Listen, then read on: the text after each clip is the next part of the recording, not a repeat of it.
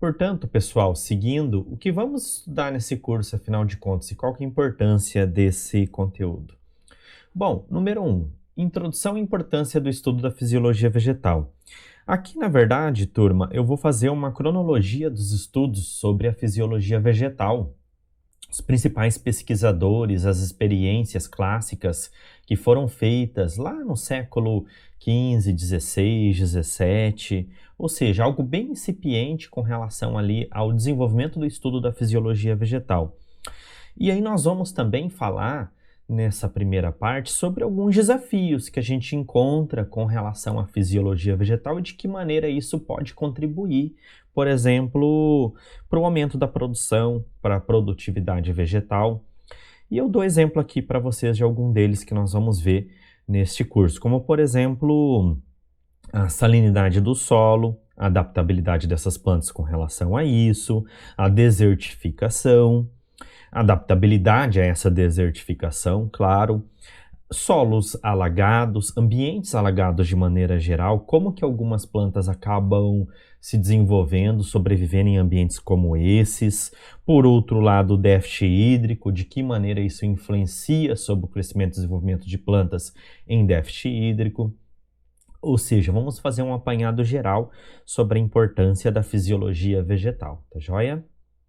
Turma, número 2, introdução e importância da água para a vida das plantas. Aqui nós vamos falar basicamente um pouquinho sobre o ciclo hidrológico, a distribuição da água, a ciclagem da água no nosso planeta, de que maneira que esta água ela é distribuída nas diferentes partes do nosso globo terrestre.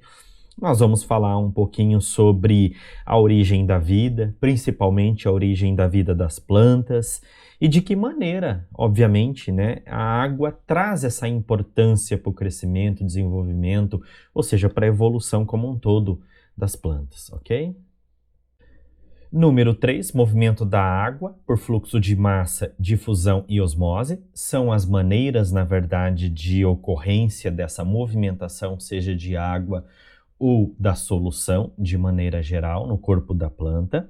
Nós vamos entender a diferença entre esses, ok? Vamos entender o que é um fluxo de massa, transporte em grande quantidade, transporte por difusão, que pode acontecer com a água ou solutos de peso molecular maior, moléculas de peso molecular maior, e a osmose, que é basicamente o transporte de água numa membrana semipermeável. Então nós vamos trazer exemplos, falar um pouco sobre isso e quando que as plantas utilizam um ou outro, né, mecanismo de movimento da água ou em que momento que ela pode utilizar essas três formas.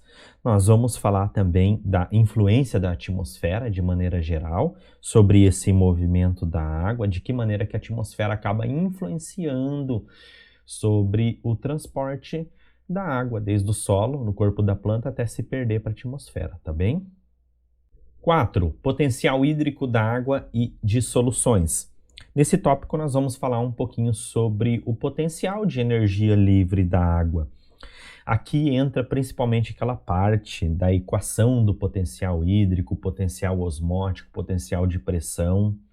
Nós vamos conversar um pouquinho sobre isso, colocar alguns exemplos para a gente entender de que maneira essa equação, essa constituição das forças de movimento da água vão influenciar justamente nesse transporte de água no corpo da planta, tá bem? E por último, pessoal, no número 5, nós vamos falar um pouquinho dos efeitos do estresse hídrico para as plantas. Aqui nós vamos fazer uma comparação básica entre as plantas que estão em condições bem aguadas, aquelas que estão sobre um estresse hídrico moderado, e plantas em condições praticamente desérticas. E nós vamos entender de que maneira isso vai influenciar sobre a fisiologia vegetal. Então, nós vamos fazer um apanhado sobre isso de maneira bem objetiva nesse tópico, tá bem? Bom, turma, de maneira geral, nós vamos ver esses tópicos, esses 5 tópicos. Espero que isso contribua para o estudo de vocês. E agora o que eu posso dizer para vocês é bons estudos e aproveitem bastante o nosso curso, tá joia? Vamos lá!